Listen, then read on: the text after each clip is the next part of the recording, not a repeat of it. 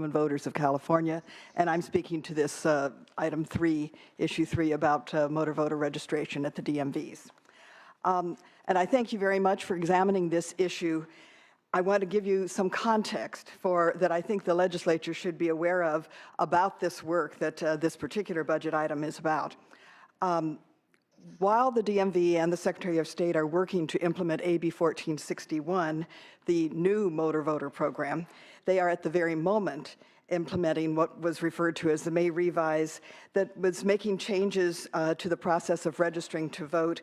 And these are, in at least part, in response to a pre-litigation notice letter to which the League of Women Voters and several other parties sent to the state a little more than a year ago, February of 2015.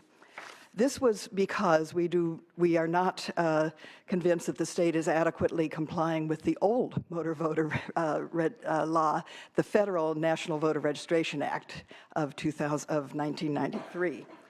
So we're pleased that negotiations on that finally resulted in stakeholder meetings that began earlier in this year. And there has been, I think, a great deal of mutual learning by both the state agencies and by the stakeholders. These include the League, Common Cause, several of the organizations that are concerned with civil rights, disability access to registration and voting, and so forth. We do have a number of concerns, however, and the fact is that while the implementation that was mentioned and that is beginning to roll out right now has some positives, and some of that is that there will be more people registered to vote who might not have, even in time for the June primary. On the other hand, your question number 2 in the material refers to a second stage of the process, and I think that it's important that you understand what the process is that's being rolled out, especially because it may well be adapted and the basis of the process that will be used in AB 1461, and that's the reason for some of our concerns. As I've mentioned, it's a 2-step process. The form, the DL-44, that applicants for a driver's license or an ID card fill out, has been altered to include more specific questions about whether the person wants to register to vote, whether the person is eligible, do they want to change their address or update other aspects of their registration. And if they indicate that, yes, they do want this to be a registration, this is the opt-in according to the old law, that information is transferred to the Secretary of State in this new process. So that person does have a voter registration. But what isn't a satisfactory solution to the process is that there's a second step. That person has to go to a separate room and complete the optional parts of voter registration on the touchscreen terminals. These are the same terminals that are used for the written test. So in the first place, only about 62% of people actually have to go to the touchscreens for those tests. Mm-hmm. And then in addition, we worry about, and it looks as if from the very beginning of the rollout, that there will be people who simply don't make that trip to the touchscreen terminals. So that is a first part of our problem. Another, and I should mention that at those touchscreen terminals, the questions that are asked are party preference, language preference, whether one wishes to become a permanent vote-by-mail voter, and whether one can be a poll worker. So these are very important questions. And as I said, those are not asked unless someone gets to the touchscreen. It remains unclear as to what the track record is really going to be for how many people who aren't required to go for a DMV test will actually go to the touchscreens. And that is data that we hope will be collected and that will be examined. For people who skip the touchscreen, the Secretary of State will have to send a follow-up letter so that to tell them that they did not supply all the information. And there are a couple of problems with that. If they're new registrants, it simply means that they are registered to vote with the demographics about them, but it does not supply the answers to those 4 important questions. If they are re-registering, because they have a change and but they don't get to that touchscreen, what happens is that only the demographic information that went because of what it was on the DL-44 gets transferred. If this is somebody who wanted to change one answer, for example, maybe change the language preference or change the party preference, but they don't go and answer those questions, then all of those are recorded in their new registration, their updated registration as blank. And so there's a loss of information that we think is very unsatisfactory and frightening. Moreover, there isn't a way, if they don't go to the touchscreen and indicate a language preference or take those, answer those questions in a given language, then when the Secretary of State sends out the notice that they have not done the full-fledged registration process, the Secretary of State has no way of knowing what language to send that notice in. So as of now, they've got a draft of a letter that is a relatively short notice, and it's repeated in 10 languages. And it's, I think, a daunting thing for someone to get in the mail. And the chances that it will be useless are unfortunately too great. Doubtful. So we think of this as, we hope, an interim step toward a real, fully electronic, in-language voter registration interface that does the whole thing at a signature pad, which is what we actually had expected in the May revise funding. There was a switch from using signature pads to the touch screens, and we don't understand all the reasons for that, except that, but understand that the DMV believed that there were sufficiently more touchscreens available at each field office. But this is something that we believe the legislature should be looking at as part of a long-term approach to the registration. I think I've told you most of the problems with the language. We have suggested well, also, a person who does not complete the entire registration and is told by the Secretary of State that can be done, has some choices that aren't great. They are to go online and do the online voter registration, which means filling out the entire form. That may be not so onerous, but someone who has to use the other choice, which is to contact their county elections office or go to a post office and pick up a paper form, fill out the entire thing, that is less than satisfactory. I will say that one of the bright spots of this, as we've heard just the beginning of the implementation, is that for renewals, although most renewals are done in, as I understand it, in person at the DMV office, those who are going to renew online, just in the first few days, several thousand people took the advantage to use the online voter registration link, pre-populated with their information, and so it was a simple matter to go to the online voter registration at the Secretary of State's office. So there are some bright spots, and we just want to make sure that there is the oversight and the planning to make the whole process work as well as it can. Speaking for the Disability Rights Coalition, they're one of the stakeholders, and there has been considerable discussion at the most recent meetings about whether, in fact, the touch screens and the paper forms are sufficiently satisfying the disability, the ADA.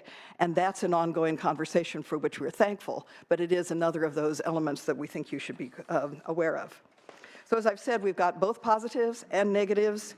The two-step process, we would hope, is only a transitional process. We think it's important for the legislature to consider mechanisms of accountability for how this $3.9 million or whatever else is needed will be spent. I'm going to ask you to sum up, and I'm going to have a couple suggestions for you. That is it. I hope you will consider those mechanisms. Thank you. Come back. Come back. All right. We need your comments in writing, and that goes for anybody who wants to make comments on any of these issues. But the extent of yours is different than the others. So would you mind putting those on paper? I think the LAO should, and probably has already, been looking at this, the implementation of 1461 and the need for coordination between DMV and Secretary of State's office. And if you haven't done a study, you probably should. And we need, we need that information. I'm sorry, this is all pulling together very quickly, and we will certainly. Definitely. Sooner rather than later. All right, this is being held open. Pro Tem actually shares many of the policy concerns that were raised, and that's part of the reason that we're holding it open. All right, we're going to move on to issue number 4, which is amendment supporting the green and white high occupancy vehicle decal program, trailer bill language. All right, Good afternoon. I'm Brian Annis from the Transportation Agency, and I ask if I could testify on this one because it's a bit of a cross-cutting issue, involves Caltrans, DMV, also broader work we're doing with the Air Board on zero-emission vehicles, et cetera. As your agenda outlines here, the green and white sticker decal program allows zero-emission vehicles to have access to high occupancy vehicle or HOV lanes. The green stickers go to those plug-in hybrid vehicles like the Chevy Volt and the Nissan or the Prius plug-in. The white stickers are for the vehicles such as the Tesla, the Nissan Leaf, the full battery electric, and a few others that are also full zero emission. Since 2011, approximately 430,000 zero-emission vehicles have been sold nationally. Of those, almost 200,000 or 45% have been sold in California. So the package of incentives and programs the legislature has enacted and the administration has implemented have been very successful in encouraging the purchase and use of these vehicles. The administration sees the green and white sticker program for HOV access as an important part of these overall incentives and helpful to continue the progress in encouraging zero-emission vehicle purchase and helping the state achieve greenhouse gas reduction goals.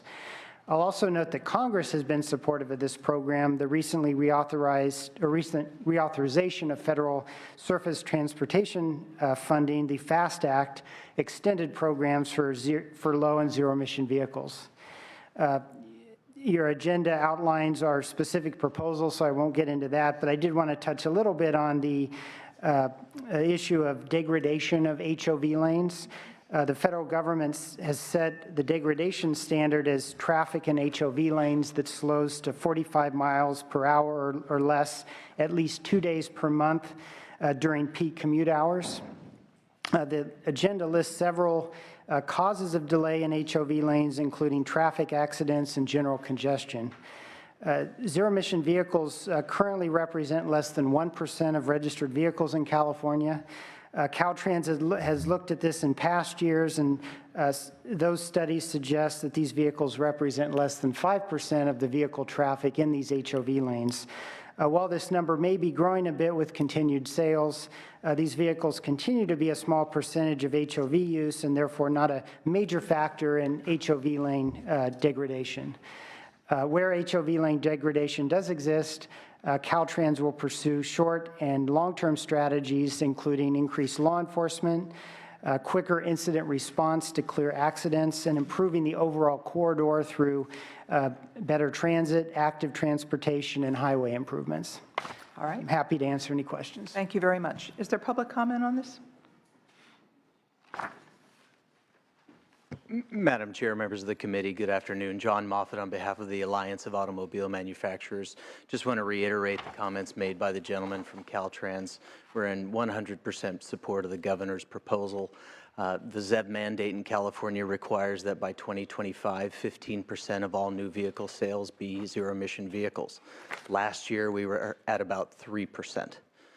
These incentives that we seek with the legislature, with ARB and our other partners, both financial and non-financial, are essential in helping us meet the goal. The best non-financial incentive we have is the HOV sticker. UCLA just released a study that basically said that 40% of all sales of zero-emission vehicles in major urban areas were due to the green and white sticker program. So again, we support the governor's proposal and happy to answer any questions. Thank you very much. Next, please. We're going to lose a member shortly. John Caldwell on behalf of the California Electric Transportation Coalition. And as the owner of an electric car, I can tell you that sticker is a major incentive. Thank you. Next, please. Margaret Gladstein on behalf of Global Automakers. I'd like to reiterate the comments Mr. Moffat also just say that these are important incentive for consumers to help meet the goals that California has set forward for sales of electric vehicles. We appreciate the committee's support. Thank you. Thank you, Madam Chair and members of the committee. Taylor Glass on behalf of CalSTART. We support the governor's proposal and urge the committee to approve as budgeted. Thank you. Okay. Next, please. Madam Chair and members, Erin Niemela representing General Motors. It's all been said, and we support the bill as well. Thank you. All right, thank you very much. Further comments from? I'd like to move this. All right, it's been moved by Senator Pavley. Incredibly popular program, and they're absolutely right on the incentives. Okay, please call the roll. Senator Wolk? Aye.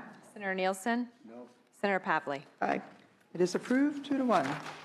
All right, that's issue 4. Issue 5, capital outlay field office replacements for the DMV. So Recommendation is to hold open. Go ahead. So we are proposing, we're asking for funding, $4.3 million for the Delano, Santa Maria, and Inglewood field offices. Delano and Santa Maria are relocation projects, and we're requesting funding for both the preliminary plan phase and working drawing phase of these projects. Inglewood office is an on-site replacement, and we're requesting funding for the working drawing phase. And we're asking for a new capital outlay request of $1.3 million for the initial capital outlay phase to replace the San Diego field office on Normal Street. And the San Diego field office is scheduled, is an on-site replacement, and it has significant ADA deficiencies along with structural seismic deficiencies. Happy to entertain any questions. All right, we're just holding open on that. Does LAO have any comments? Sure. We recognize that some of DMV's field offices do have programmatic challenges and merit replacement, but we would just note that this relates to the larger MVA fund condition, and that decisions on the larger capital outlay expenditures are going to be something you're going to want to consider in terms of a total package of how you keep the MVA in balance. Agreed. All right, further comments? All right, hearing none, we shall, in fact, hold that item open. Item number 6, Real ID. I think you spoke about that early on, using the 8 PYs for, well, you present.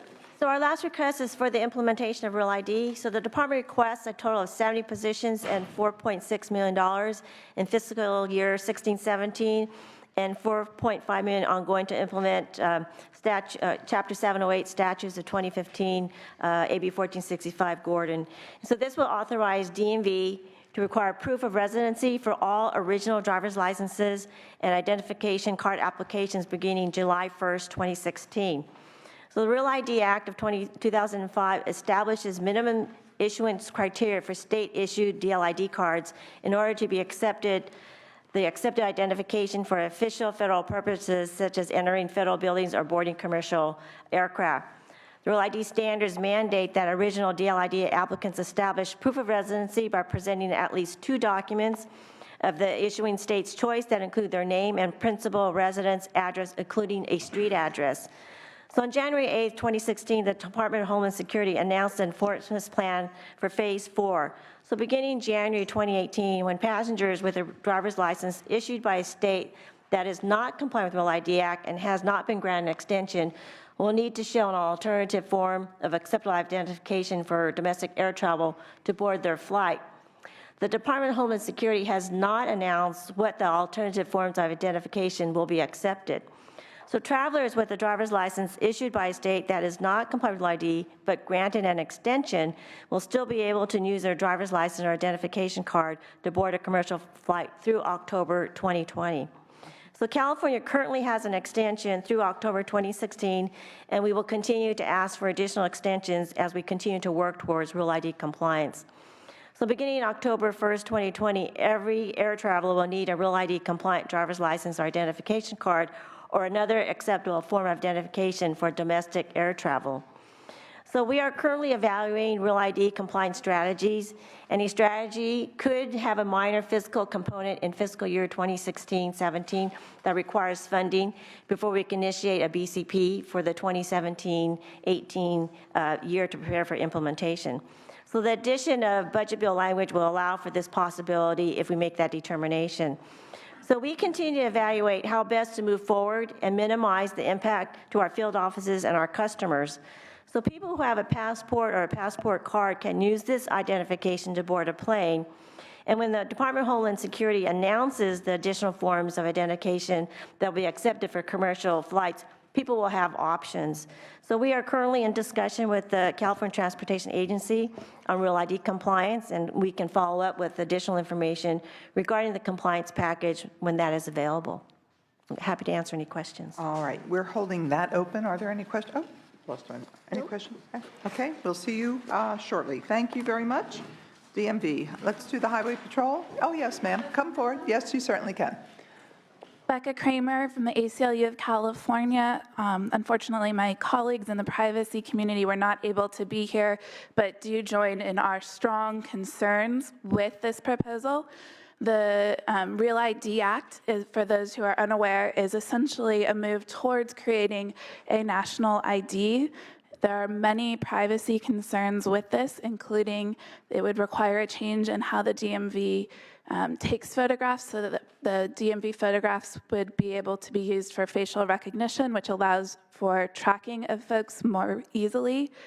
The privacy concerns are not just in the privacy community, but have been shared by the legislature, which in 2009 codified a prohibition on the state moving towards Real ID Act compliance without further statutory endorsement by the state. And so it's been recognized by you all previously that this is a significant privacy problem. Currently, nearly 20% of the United States population lives in states that do not comply with the Real ID Act. These include New York and California, as you're well aware. The deadline for compliance has been moved back repeatedly, as many states have prohibitions on in their statutes forbidding them from moving towards compliance or becoming compliant. The idea that 20% of the nation's population would not be able to use airplanes if if their state legislatures don't come compliant is absolutely ludicrous. The DHS is not going to ban Californians and New Yorkers from getting on airplanes without them becoming compliant. And so these are arbitrary rules that have been pushed back multiple times over a decade. We ask that you please reject this idea.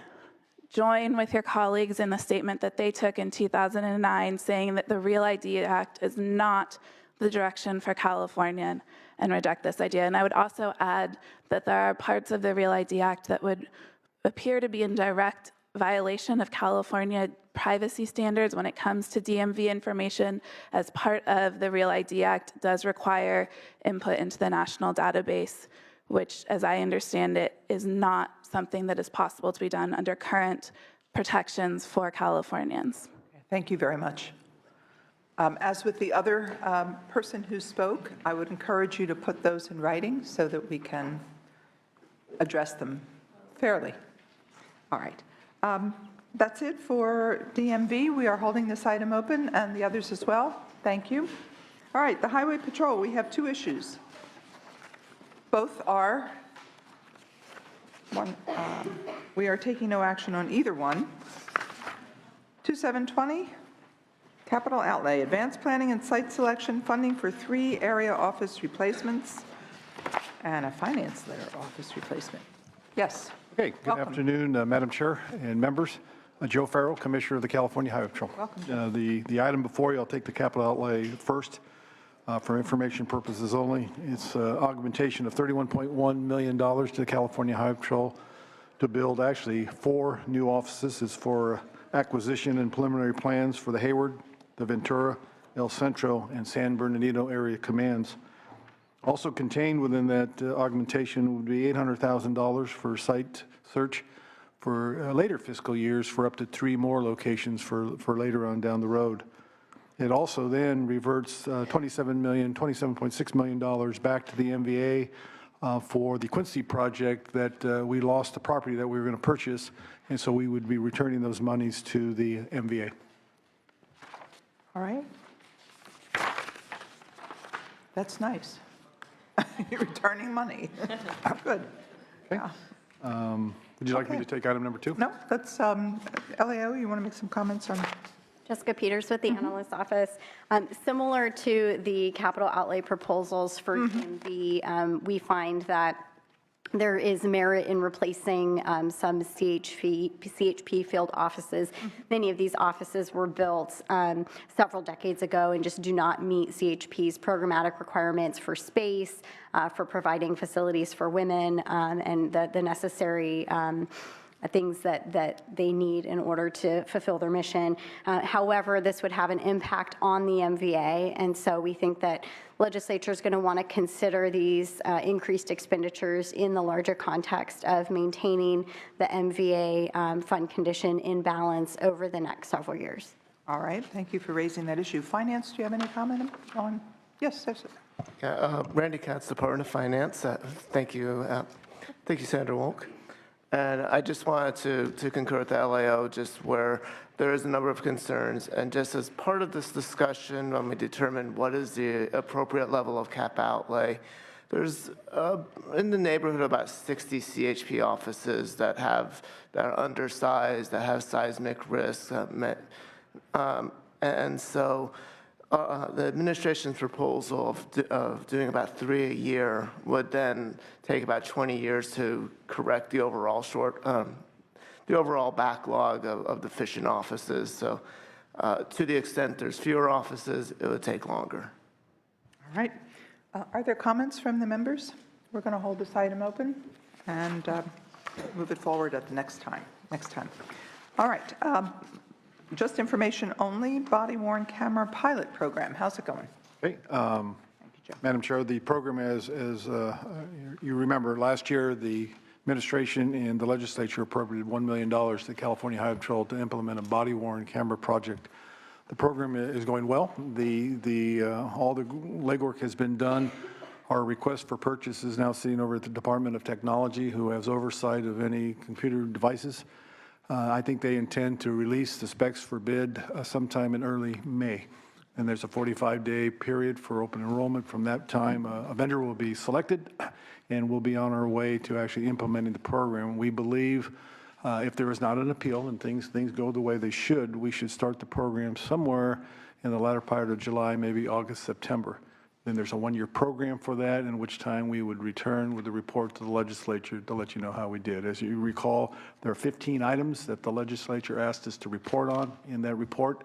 We'll give that to you in the completion of the project. All right. Have you, I guess the question to me is, are you anticipating any unusual challenges in setting up the pilot program? Not challenges. We did when we first started the development of a policy, a workable policy that we were able to meet and confer with our association to make sure that we're moving forward in cooperation with one another.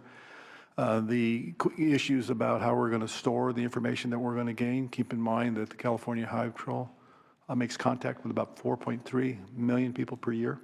All of those would be captured on video, and so we do have to store those. And that was problematic for us to decide if we were going to use cloud or we were going to use servers. And so we're going to use both during our test to find out which one actually works best for us. And there still remains the issue about how will we release the information upon requested? Is it confidential? Is it not? And so we're still working our way through some of that area, and it's evolving as we go along. And so as we sit here today, we're very optimistic but cautious as we move forward to make sure that we do it the right way. I'm a real supporter of body cameras. I think that would be a really good thing to have if I were an officer. I think I would like that.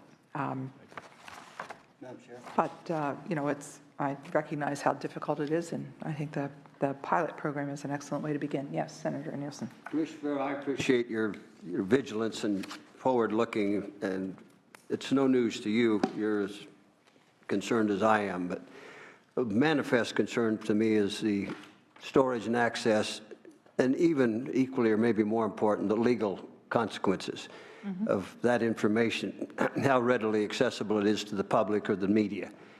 I don't want to see the evening news try these cases and present cases. That's very, very critical. And I'm sure you're getting the best minds to build the best legal construct of how this information will and when and how become available. We're doing our best. I tell you, Senator, one of the issues that we look at is one of the hardest issues for us is to develop policy for when do we turn them on and when do we turn them off. because as you all know, we will see people at their best and their worst, and you're going to see victims, and you're going to see suspects, and you're going to see everything in between. And so for us, it has to be a good, conscious decision on when do we activate and when do we turn them off, because you will, if you're not careful, really involve or invade privacy of some people. That's by the very nature of what law enforcement does. So we have to make sure that when we go and we implement this program, that we take that into careful thought. Indeed, and even the camera itself is an inaccurate presentation of the context, and that has to be taken into account. I mean, even legally, in how you would use it in court, for example. It isn't just what that camera shows, it's a context of all circumstances thereabout. So I know you're going to be very careful, but I'm very sensitive to that. Thank you, sir. I have to tell you, I recently was on a jury, which is very unusual. I never get put on a jury, but I was on a jury. And the primary evidence was the police officer and the camera that he had in his car. And the one thing that impressed me, I'll mention it to you, is that the quality of the film and the sound was terrible. So it was no help, one way or the other. In fact, it confused things. I would urge you to get the highest, if you're going to do this, the highest quality camera. I mean, I was really amazed that in this day and age, it could be so poor. Yes. You know, I tend to agree with you. In fact, in our research, we find, obviously, the higher quality, the better it is for us for evidentiary purposes. Expensive, I'm sure. But also, at the same time, it requires more storage and stuff because of the quality of that. And so, but we're looking at that, and I can assure you that the technology we're looking at today surpasses what we've used 3 or 4 or 5 years ago. It's just growing so quickly. And so hopefully what we procure will be able to alleviate the problems that you had on your jury. And Leo, you had a comment, and then we'll close the hearing. Sure. I just wanted to note that this issue relates to a current year budget item, and that we're currently in the process of reviewing the request, and we'll be providing our comments and feedback through the JLBC process. Great. All right, thank you for that. Further comment? Senator Nielsen? Any comment from, yes, public comment. Welcome. Thank you, Madam Chair, members. Aaron Reed, representing the California Association of Highway Patrolmen. I was going to come up during DMV's discussion of the MVA account because it affects the CHP just as much as DMV.